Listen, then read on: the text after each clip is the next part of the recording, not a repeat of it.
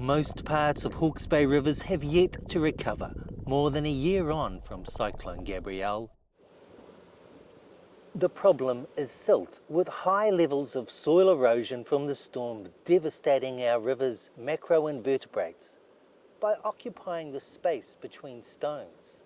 They are the base of the aquatic food chain, and while they can cope with a bit of silt, Gabrielle served up a toxic amount. There is a lot of loss of soil even under normal conditions. So we lose a lot of sediment to streams and rivers, and that clogs up these spaces. They cannot go down anymore and they get washed away. This is why I think it cannot recover as quickly, because they have to resettle and come from the top of the catchment to come back in here and find space again that is not clogged of silt. You go and wriggle into it and you can see how much is coming up. This is all between the gravel. But it's not just the physical displacement of silt that's a problem for our insect larvae, worms, snails and crabs. If you take the natural process of weathering of rock, that is often quite coarse sand, and that really still lets the water through and with it the oxygen.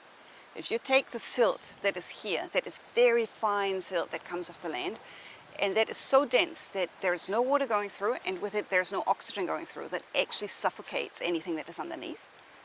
And we need to wait for more rainfall events and less sediment coming back into, and again into the streams and rivers for it to clear up and again provide the habitat for aquatic organisms to live in there again. Some river stretches only have a third of previous bug life. But there is good news. There is a good range of bugs in recovering areas. We see two things in the results that come back from after the cyclone. The first one was that we lost the abundance of the species, so we don't have as many anymore. But actually we still have quite a diversity, and the diversity is also coming back, which means that although we don't have as many at the moment around, still not, they are going to repopulate, but this is dependent on how much habitat they have. So we are back to the sediment then. How fast does it get transported through and opens up more gravel for them to live on?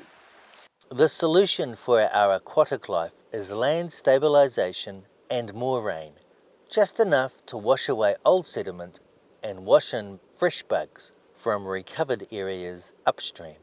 Patrick O'Sullivan for Bay Buzz.